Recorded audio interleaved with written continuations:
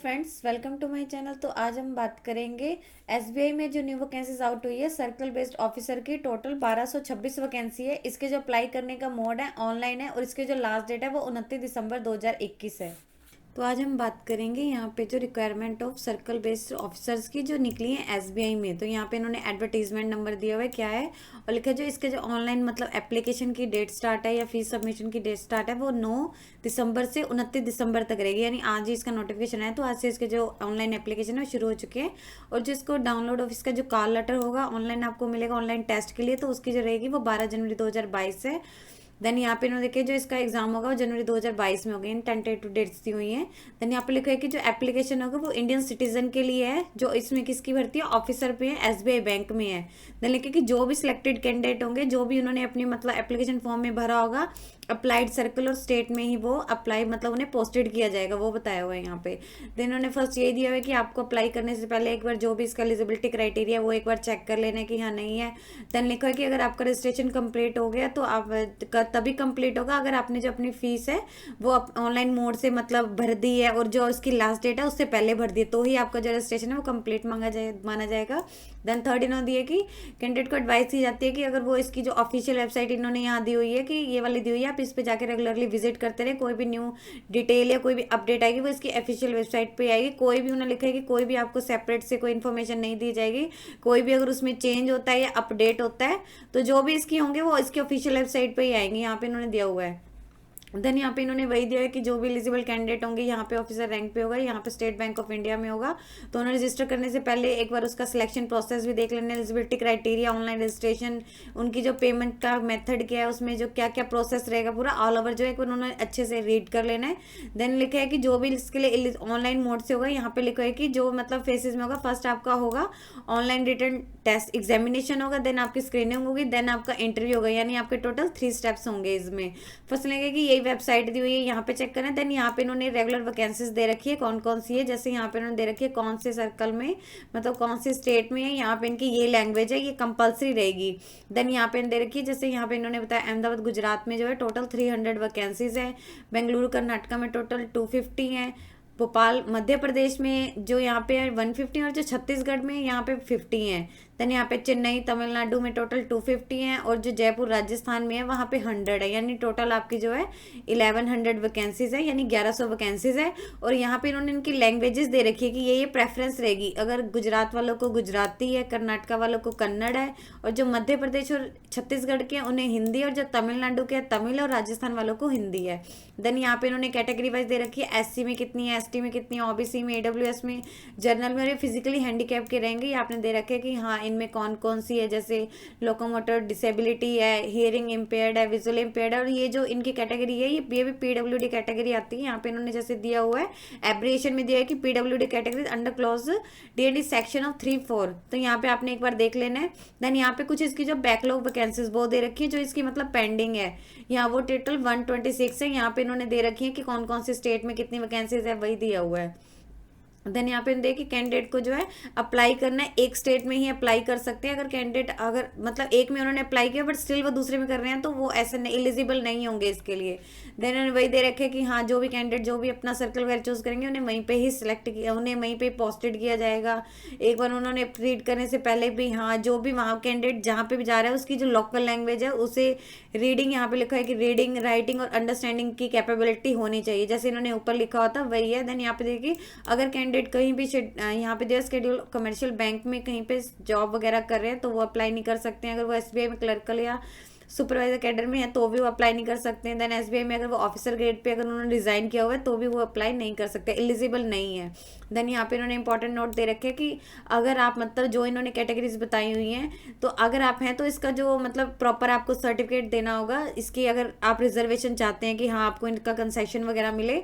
OBC वालों को OBC यहाँ पे लिखा है कि नॉन क्रीमी लेयर का है, अगर वो ओबीसी में आते हैं तो अगर वो क्रीमी लेयर में है तो उन्हें ऐसा कोई भी सर्टिफिकेट मतलब उन्हें जनरल कैटेगरी में ही आएगा। यहीं पे उन्होंने यही सेम चीज़ दे रखी है कि हाँ अगर वो ओबीसी फॉर्मेट का होगा और वो नॉन क्रीमी लेयर में होनी चाहिए, उन्हें जो ओबीसी सर्टिफिकेट जमा करवाना होगा जो उनके अभी का ही हो, और वो जब भी इंटरव्यू के समय देना होगा मतलब जो उनका होगा। कि उनकी डॉक्यूमेंट वेरिफिकेशन तभी होगी। थर्ड इनका यही है, अगर वो इकोनॉमिकल वीकर सेक्शन में है तो हमें इनकम एंड असेट सर्टिफिकेट जमा करवाना होगा, जो भी उनका बनता है प्रॉपर चैनल के थ्रू। देन नेक्स्ट उनका EWS कैटेगरी, वो लिखा है कि जो भी उनका होगा income and asset current year का होना चाहिए, लिखा है कि फाइनेंशियल 2020-2021 का होना चाहिए, वो इन्होंने दिया हुआ। इसके अलावा लिखा है कि अगर वो भी कोई भी उन्हें है रिगार्डिंग करेक्टर वगैरह, उसका जो भी उनकी होंगे एलिजिबिलिटी, अगर उन्होंने कुछ भरा है तो उन्हें उसका सर्टिफिकेट जमा करवाना होगा। देन यहाँ पे इन्होंने इसका एलिजिबिलिटी क्राइटेरिया दिया हुआ है कि क्या क्या इसके लिए एकेडमिक क्वालिफिकेशन चाहिए। लिखे कि ग्रेजुएशन होनी चाहिए, डिसिप्लिन कोई भी चलेगा उसमें, रिकॉग्नाइज यूनिवर्सिटी से या इसके इक्विवेलेंट कोई भी क्वालिफिकेशन होनी चाहिए, रिकॉग्नाइज्ड इंस्टीट्यूट से बाय द सेंट्रल गवर्नमेंट के द्वारा। यहाँ इन्होंने सिर्फ ग्रेजुएशन मांगी हुई है। लिखे कि जो आपकी date of passing eligibility examination है वो अपीयर होनी चाहिए, जो भी आपकी मार्क्स लिस्ट मार्कशीट है या फिर कोई प्रोविजनल सर्टिफिकेट है उस पर लिखा होना चाहिए क्लियरली। देन यहाँ पे इन्होंने इसकी एज लिमिट दी है, जो आपकी एज लिमिट काउंट की जाएगी वो 1 दिसंबर 2021 तक काउंट की जाएगी। लिखे कि 21 साल से कम नहीं होनी चाहिए और 30 साल से ज़्यादा नहीं होनी चाहिए। एज आपकी वही दिखा हुआ है कि 1 दिसंबर 2021 तक काउंट की जाएगी, यानी जो कैंडिडेट का बॉर्न है वो 1 दिसंबर 2000 से 2 दिसंबर 1991 के बीच बॉर्न हुआ। यहाँ पे इन्होंने दिया कि दोनों डेज इंक्लूड हैं। देन यहाँ पे इन्होंने रिलैक्सेशन दे रखी, क्या क्या रहेगी। SC/ST वालों को 5 ईयर्स की है, OBC वालों को 3 ईयर्स की है, PWD जो SC/ST से उन्हें 15 ईयर्स की है, OBC से है तो 13 ईयर्स की है। अगर वो जर्नल या EWS कैटेगरी से हैं, इकोनॉमिक वीकर सेक्शन यानी जर्नल से हैं, तो उनकी 10 ईयर्स की रहेगी। इसके अलावा जो एक्स सर्विस मैन है उनको जो है 5 ईयर्स की है। देन लिखे कि अगर वो जो भी अगर रिलैक्सेशन चाहते हैं, एज रिलैक्सेशन लिखा हुआ है कि उन्हें जो इसका सर्टिफिकेट होगा, submit copies of necessary certificate, जब भी उनका इंटरव्यू होगा या ज्वाइनिंग होगी तो उन्हें वहाँ पे प्रोवाइड करवाना होगा। इफ़ क्वालिफाइड, अगर वो क्वालिफाइड होते हैं कि हाँ उन्हें इंटरव्यू के लिए बुलाया जा रहा है, ज्वाइनिंग के लिए बुलाया जा रहा है, तो उन्हें ये सर्टिफिकेट जो इन्होंने बताया है, अगर वो एज रिलैक्सेशन चाहते हैं तो वहाँ पर जमा करवाने होंगे। और लिखे कि अगर आप चेंज करना चाहते हैं अपनी कैटेगरी में, अगर आपने ऑनलाइन एप्लीकेशन कंप्लीट कर लिया तो चेंज नहीं होगा। देन इन्होंने यही लिखा हुआ है। एक्सपीरियंस क्या हुआ है कि आपका जो पोस्ट एसेंशियल एकेडमिक क्वालिफिकेशन है, आपको वही से लिखा है कि मिनिमम आपके पास 2 ईयर्स का एक्सपीरियंस होना चाहिए एज ऑन जो आपका काउंट 1 दिसंबर 2021 तक काउंट किया जाएगा। An officer any schedule commercial bank में या फिर किसी regional rural bank as listed in second schedule of Reserve Bank of India, तो उसमें होना चाहिए। देन इन्होंने वही लिखा हुआ है यहाँ पे, उसको भी आपको जो है सर्टिफिकेट होगा। देन यहाँ पे इन्होंने यही लिखा है कि यहाँ पे दिया हुआ है डी क्या क्या और क्या इसके लिए क्वालिफिकेशन है। लिखे कि लोकल लैंग्वेज, जैसे कि मैंने आपको ऊपर बताया था कि हाँ जो जो इन्होंने कुछ क्राइटेरिया दिए स्टेट दिए हुए थे उसके आगे लैंग्वेजेस लिखी हुई थी। तो लिखा है कि कैंडिडेट अप्लाइंग फॉर वैकेंसी जो भी स्टेट के लिए कर रहा है कि मस्ट उसको जो है प्रोफिशिएंट होना चाहिए वहाँ की जो लोकल लैंग्वेज है, रीड करने में, राइट करने में एंड अंडरस्टैंड करने में। उन्होंने जो एटलीस्ट 10th या +2 तक जो भी मार्कशीट है उस पर वो सर्टिफिकेट होना चाहिए कि हाँ उन्होंने की है अपने जो भी लोकल लैंग्वेज है। अगर उन्होंने लिखे कि जो भी उनका अगर उनके 10th और +2 में है, अगर उनका वो वाला सर्टिफिकेट है, अगर नहीं है तो उन्हें एक लैंग्वेज टेस्ट देना होगा। अगर है, इन्होंने लिखे कि अगर कैंडिडेट को प्रोड्यूस करना होगा एग्जिस्टिंग कि उन्होंने जो लोकल लैंग्वेज की नॉलेज उन्हें है नहीं है, और लिखे कि अगर उन्होंने 10th स्टडी में पढ़ा तो उन्हें कोई भी ऐसा लैंग्वेज टेस्ट की जरूरत नहीं है, यही इन्होंने यहाँ पे लिखा हुआ है। देन रिजर्वेशन लिखी है कि क्या क्या रहेगी, पर्सन विद डिसेबिलिटी वालों के लिए लिखा है कि क्या रहेगी 4% हॉरिजॉन्टल जो इन्होंने दिया हुआ था लोकोमोटर डिसेबिलिटी की है, इसमें क्या क्या रहेगा कि हाँ कौन कौन से हैं। देन यहाँ पे इन्होंने विजुअल इम्पेयरमेंट की दी हुई है, यहाँ पे हियरिंग इम्पेयर्ड की दी, यहाँ पे D&D की दी हुई है। ऊपर जो इन्होंने क्राइटेरिया बताया था उसमें टोटल 4 कैटेगरीज थी, उसके बारे में बताया हुआ कि क्या क्या रहेगा। देन उन्होंने यहाँ पे लिखा कि use of scribe and compensatory time, अगर आप स्क्राइब का यूज करना चाहते हैं और आप कंपनसेटरी टाइम चाहते हैं कि हाँ आपको कंपनसेटरी टाइम मिले, तो लिखे कि फैसिलिटी ऑफ जो स्क्राइब की है अलाउड पर्सन जो उसकी जो डिसेबिलिटी है वो 40% की हो या उससे ज़्यादा हो तो उसे दिया जाएगा, अगर वो चाहता है तो ही। देन लिखे कि सच के यूज जो भी उसके रूल्स होते हैं वो उन्होंने एक बार देख लेने हैं कि क्या रहेंगे, उसके अकॉर्डिंग उन्होंने लिखा हुआ है फॉलो करने हैं। देन यहाँ पे लिखे कि एग्जामिनेशन सेंटर क्या क्या रहेंगे, लिखे कि जो भी आपके वेन्यू में इंडिया में दिए हुए हैं वो मतलब कौन इन्होंने मेंशन किए हुए हैं कौन कौन से इंडिया में रहेंगे, उसकी जो लिस्ट है वो इन्होंने एनेक्सर 2 में एंड में मिल जाएगी, आप वहाँ पे जाके चेक कर सकते हैं, उसके बारे में हम बाद में बात करेंगे। लिखिए कि अगर आपने कोई भी आप अगर चाहते हैं एग्जामिनेशन सेंटर चेंज करना है, डेट चेंज करना है, कोई भी सेशन, तो वो चेंज नहीं होगा। लिखिए कि SBI का राइट है, अगर वो कोई भी आपको चाहे तो एग्जामिनेशन सेंटर को कैंसिल कर सकता है या ऐड कर सकता है एज पर दियर रिक्वायरमेंट के अकॉर्डिंग। देन वही इन्होंने दिया हुआ है कि हाँ कैंडिडेट को जो अपीयर होना है एग्जामिनेशन सेंटर में अपना मतलब अपने खुद के रिस्क पे और अपने खुद के एक्सपेंसिव उन्हें खर्च करने होंगे, SBI इसके लिए रिस्पॉन्सिबल नहीं होगा। अगर लिखे कि कैंडिडेट कोई भी वहाँ पे मिसबिहेवियर या अनरूल करता है इन द एग्जामिनेशन में रिजल्ट इन कैंसिलेशन हो सकता है उसका जो कैंडिडेचर है या उसका फ्यूचर जो भी SBI के द्वारा फ्यूचर कभी एग्जामिनेशन में उसे डिस्क्वालीफाई किया जा सकता है। देन यहाँ पे इन्होंने सैलरी बताई है कि क्या रहेगी। बेसिक पे लिखा है कि 36,000 रहेगी in the pay scale of 36। यहाँ पे लिखा 36,000 यहाँ पे दिया हुआ है कि क्या क्या इसमें हो सकता है कि हाँ इसके सैलरी पे स्केल के अकॉर्डिंग है। जूनियर मैनेजमेंट ग्रेड स्केल 1 में 1 इंक्रीमेंट फॉर ईच ईयर, आपको हर ईयर जो है इंक्रीमेंट लगता रहेगा। जैसा इन्होंने बताया हुआ है कि maximum advance increment has been kept at 2 years. तो आपने यहाँ पे देख लेना है क्या करेगा। इसका लिखे है कि candidate will be applicable for, उन्हें डीए दिया जाएगा, HRA, lease rental, CCA, medical and other allowances जो भी दिए हुए हैं आपने एक बार चेक कर लेना, ये रहेंगे। देन यहाँ पे ज्वाइनिंग एंड यहाँ ट्रेनिंग एंड करियर पाथ दिया हुआ है कि क्या लिखा है कि जो भी उनका डेजिग्नेटन सर्कल बेस्ड ऑफिसर होगा एंड उनका जो प्रोबेशन पीरियड है 6 मंथ का होगा ज्वाइनिंग का, उनकी जो बैंक में ज्वाइनिंग के बाद से मतलब। देन वही दिया हुआ है यहाँ पे क्या रहेगा। एप्लीकेशन फीस दे रखी है कि पीडब्ल्यूडी वालों के लिए यहाँ पे दिया, पीडब्ल्यूडी एससी और एसटी वालों को कोई भी फीस पे नहीं करनी है, और जो जनरल ईडब्ल्यूएस ओबीसी वाले हैं उन्हें 750 पे करनी है। अगर उन्होंने एक बार फीस पे कर दी है तो वो नॉन रिफंडेबल रहेगी। कोई ऐसा कुछ नहीं है कि उससे किसी अदर एग्जामिनेशन में किया जा सकता है। वही उन्होंने लिखा हुआ है, लिखे कैसे अप्लाई करना है कि इसकी जो एप्लीकेशन है वो आपको 9 दिसंबर 2021 से 29 दिसंबर 2021 तक अप्लाई कर सकते हैं, और ऑनलाइन मोड से अप्लाई करना है। लिखे कोई अदर मोड नहीं है इसके लिए अप्लाई करने के लिए। और इसके अलावा कुछ इन्होंने दिया कि आपको ऑनलाइन अप्लाई करने से पहले क्या क्या होना चाहिए। लिखे कैंडिडेट के पास एक वैलिड ईमेल आईडी होनी चाहिए और फोन नंबर होना चाहिए जो उनके जब तक उनका रिजल्ट डिक्लेयर नहीं हो जाता तब तक एक्टिव होना चाहिए। लिखे कि क्योंकि जो भी उनके कोई भी कम्युनिकेशन होगा या कॉल लेटर आएंगे, एडवाइस आएंगी, तो उन्हें बैंक की तरफ से या तो उनके ईमेल पे आएंगी या एसएमएस पे आएंगी। या इन्होंने इसमें यही लिखा हुआ है। इसके अलावा इन्होंने कुछ गाइडलाइंस दिए हुए हैं कि आपको जो ऑनलाइन एप्लीकेशन फिल करने से पहले क्या क्या गाइडलाइंस दिए हुए हैं कि कैंडिडेट को जो है इसकी वेबसाइट के थ्रू करना है, वहाँ पे आप जाएंगे। इस ऐसे इन्होंने पाथ दिया हुआ है कि कैसे रहेगा कि हाँ आपका जो फीस ऑफ पेमेंट है वो कॉल लेटर जो है अगर आपको कोई भी इशू आ रहा है, कोई भी प्रॉब्लम आ रही है, तो यहाँ पे टेलीफोन नंबर दिया, आप इसमें कॉल कर सकती हैं, मतलब 11 बजे से 5 बजे तक के बीच में, और वर्किंग डेज में कर सकते हैं अगर कोई है। अदरवाइज आप ईमेल भी कर सकते हैं, ये इन्होंने लिखा हुआ है। और आपको अगर ईमेल करनी है तो यहाँ पे लिखा है कि उसका जो मतलब सब्जेक्ट आपने लिखना है ईमेल का, यहाँ पे लिखे कि सब्जेक्ट का requirement of circle based officer in state bank of India 2021। अगर आपको कोई इशू आ रहा है और आप उन्हें मेल करना चाहते हैं तो आपका जो सब्जेक्ट है ये होना चाहिए जैसा इन्होंने यहाँ पे मेंशन किया हुआ है। तो मतलब इन्होंने ऐसा कुछ रखा होगा ना कि हाँ इससे आपको जो है इनको पता लग जाएगा कि हाँ इसके रिगार्डिंग कोई क्वेरी वगैरह आ रही है। देन यहाँ पे इन्होंने जो लिस्ट ऑफ डॉक्यूमेंट दे रखे हैं आपको जो जो अपलोड करने हैं। फर्स्ट आपकी रहेगी रिसेंट पासपोर्ट साइज फोटो रहेगी जो आपकी जेपीजी या जेपीईजी फॉर्मेट में होना चाहिए। देन सेकंड आपका सिग्नेचर रहेगा जो जेपीजी या जेपीजी फॉर्मेट में होना चाहिए। थर्ड आपका आईडी प्रूफ रहेगा, पीडीएफ में होना चाहिए।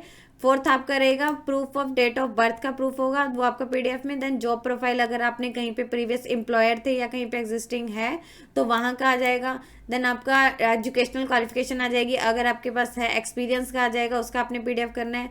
देन आपकी वही आ जाएगी कि हाँ अगर कोई एक्सपीरियंस है, अगर वो आ जाएगा फॉर्म 6 यानी सैलरी स्लिप वगैरह आपने देख लेना एक बार। देन यहाँ पे लिखे कि गाइडलाइंस दे रखी है कि डॉक्यूमेंट स्कैनिंग करने से पहले क्या क्या चाहिए।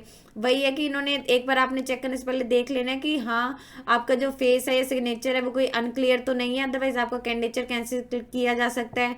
आपने जो इन्होंने दिया है कि आपके जो भी डॉक्यूमेंट इसमें अपलोड किए हैं वो क्लियर है, रीडेबल हैं तो ठीक है, अगर नहीं है तो लिखे कि आपको अच्छे से देख लेना, अदरवाइज आपका जो कैंडिडेट का कैंडिडेचर है वो कैंसिल किया जा सकता है। अगर उनकी फोटो अनक्लियर है या उसमें कुछ भी उन्होंने लिखा है कि हाँ कुछ नहीं आ रहा है तो वो उसे एडिट कर सकते हैं। लिखे कि कैंडिडेट में edit his application and re upload his photograph, अपनी जो फोटोग्राफ है वो अपलोड कर सकते हैं, सिग्नेचर अपलोड कर सकते हैं, डॉक्यूमेंट अपलोड कर सकते हैं। देन लिखे कि कैंडिडेट ने एक बार अच्छे से कर लेना है कि जो मतलब अगर उन्होंने जो फोटो की है वो फोटो की जगह पे ही अपलोड किए ना, और जो सिग्नेचर है वो सिग्नेचर की जगह पे अपलोड किए, कहीं ऐसा मिसमैच तो नहीं हुआ है, वो इन्होंने एक बार क्लियरली चेक कर लेना है। देन यहाँ पे इन्होंने देखिए registration and payment of fees लिखे कि फर्स्ट आपको जो भी आपका फोटोग्राफ है, सिग्नेचर है, वो इन्होंने जैसे गाइडलाइंस दिए हुए हैं नेक्स्ट 1 में वहाँ पे आपने जाके प्रॉपरली स्कैन कर लेने हैं।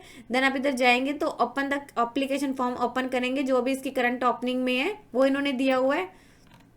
तो यहाँ पे जो है आपने अपनी एप्लीकेशन फॉर्म में जो भी अपनी क्लियरली डिटेल्स भरनी है क्या आएगा, अगर आपने एक बार अपना एप्लीकेशन उसको जो भर के है सबमिट कर देना तो वहाँ से आपको जो है आपका एक रजिस्ट्रेशन नंबर और पासवर्ड आ जाएगा। आप उसको जब उसमें करेंगे तो वो आपको जो उसकी मतलब फीस की वहाँ पे ले जाएगा, गेट पे ले जाएगा कि हाँ आपने इसमें ले गया है। देन पेमेंट आपने जो करनी है लिखा है यूजिंग डेबिट कार्ड से भी कर सकते हैं, क्रेडिट कार्ड से भी, इंटरनेट बैंकिंग से भी, जो जो इन्होंने दे रखी है ट्रांजेक्शन चार्जेस ऑफ जो भी है वो कैंडिडेट के द्वारा पे करने हैं। देन लिखा है कि ऑन सक्सेसफुल, अगर आपने एक बार सक्सेसफुल हो गया तो यहाँ पे लिखा है कि सक्सेसफुल होने पे कि हाँ आपको जो ई रिसिप्ट ले लेनी है और आपका जो एप्लीकेशन फॉर्म है वो जनरेट हो गया, तो आपने उसकी ई रिसिप्ट ले लेनी है और आपने उसका प्रिंट भी निकलवा लेना, ताकि आप फ्यूचर में मतलब आपको कोई दिक्कत ना हो। देन लिखे कि अगर आपका जो ऑनलाइन ट्रांजेक्शन है वो सक्सेसफुली कंप्लीट नहीं हुआ है तो आपको दोबारा से रजिस्टर करना है और अपनी जो फीस है दोबारा से पे करनी है।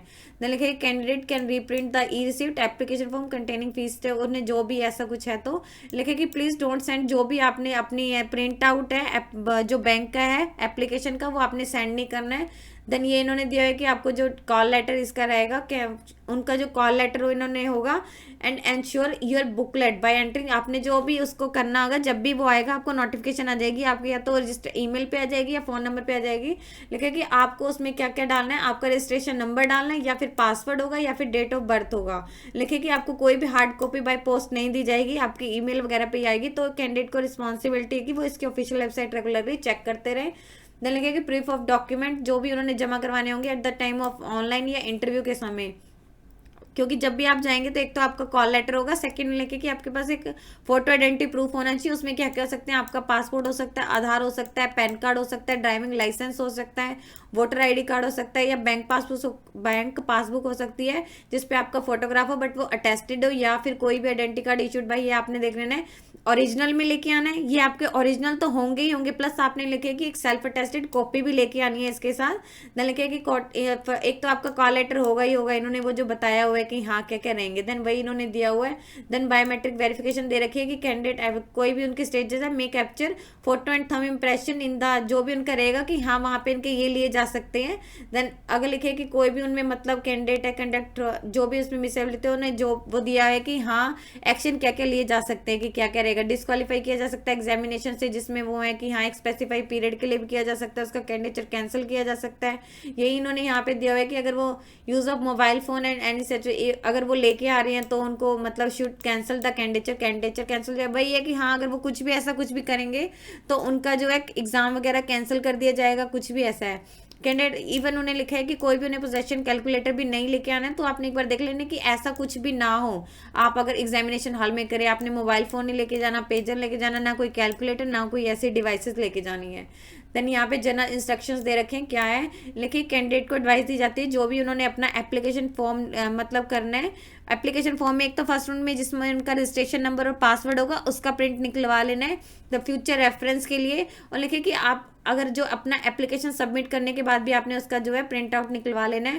बल्कि कैंडिडेट को पहले मतलब देख लेना कि वो इसके एलिजिबिलिटी क्राइटेरिया को मैच कर रहा है या नहीं कर रहा है फीस वगैरह सबमिट करने से पहले। देन लिखे कि जो भी है कि request for change in the any form once application is finally submit, अगर आपने एक बार जो है अपना एप्लीकेशन फॉर्म सबमिट कर दिया तो उसमें कोई भी आप चेंज नहीं कर सकते हैं। अगर आप अपने एप्लीकेशन फॉर्म में चेंज करना चाहते हैं इसके रिगार्डिंग ना कोई आप मेल कर सकते हैं ना ही कोई फ़ोन कर सकते हैं। देन लिखे कैंडिडेट को एडवाइस दी जाती है कि वो अपने उस पर जो भी करना चाहते हैं कि इसकी ऑनलाइन जो भी लास्ट डेट है उससे पहले वो है अपना एप्लीकेशन फॉर्म भर दे ताकि वो लास्ट मिनट जो है रश से बचे। देन वही दे कैंडिडेट की SBI को में रिस्पॉन्सिबिलिटी नहीं लेता कि जो भी उसने एप्लीकेशन लास्ट डेट से पहले नहीं भरा था अगर वो कैंसिल हो जाता है। वही कुछ दिया हुआ है कि हाँ bank reserve the right to cancel करने, अगर वो रिक्वायरमेंट प्रोसेस को चाहे कि किसी भी एंटायर जो भी उसका किसी भी स्टेज पे है वो उसे मतलब चाहे तो रोक सकता है, भाई हाँ उनकी रिस्पॉन्सिबिलिटी है कैंसिल कर सकता है। देन अनाउंसमेंट दे रखी है कि हाँ जो भी इसकी अगर कोई अनाउंसमेंट होती है या डिटेल होती है इसकी प्रोसेस के रिगार्डिंग वो पब्लिश होगी या प्रोवाइड होगी इसकी ऑफिशियल वेबसाइट पे ही आएगी, तो कैंडिडेट को है जो टाइम टू टाइम चेक करते रहना है। कोई उन्हें सेपरेट से एडवर्टीजमेंट नहीं दी जाएगी इसके रिगार्डिंग या कोई चेंज या कुछ भी होगा वो इसकी वेबसाइट पे ही आएगा। देन यहाँ पे इन्होंने वही दे रखा है कि हाँ क्या क्या क्या करना है डिक्लेरेशन की, आपको अप्लाई करने से पहले जो है एक बार देख लेना है कि इसकी जो है ऑलरेडी आपको कैप्चर रख, जब भी आप इसका फॉर्म मतलब भरेंगे तो लिखे कि आपके जो भी फोटोग्राफ है सिग्नेचर है डॉक्यूमेंट है उन्हें रेडी रखना है स्कैन करके। Then applicant must sign on white paper, उन्होंने सिग्नेचर के बारे में लिखा है कि क्या क्या है जो कैंडिडेट ने अपने सिग्नेचर लेने हैं वो ब्लैक इंक से वाइट पेपर पे लेने हैं, बाय एप्लीकेंट के द्वारा ही होने चाहिए, किसी अदर पर्सन के द्वारा नहीं होने चाहिए क्योंकि सेम उनके कॉल लेटर पे ही मैच किए जाएंगे जब भी होंगे। और उसका जो साइज़ है वो 10 KB से 20 KB के बीच में होना चाहिए।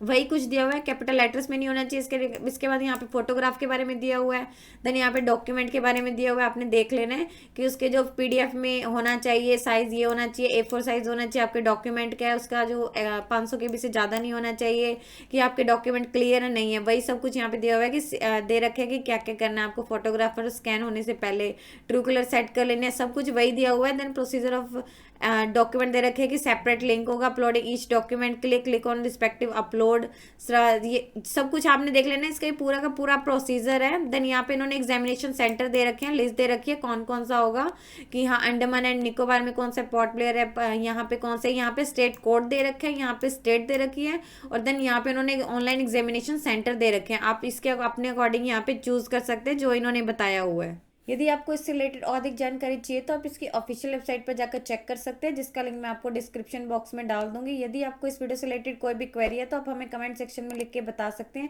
वीडियो अच्छी लगी हो तो प्लीज़ लाइक एंड शेयर। इस तरह के और इन्फॉर्मेटिव वीडियोज़ को देखने के लिए आप हमारे यूट्यूब चैनल को सब्सक्राइब कीजिए।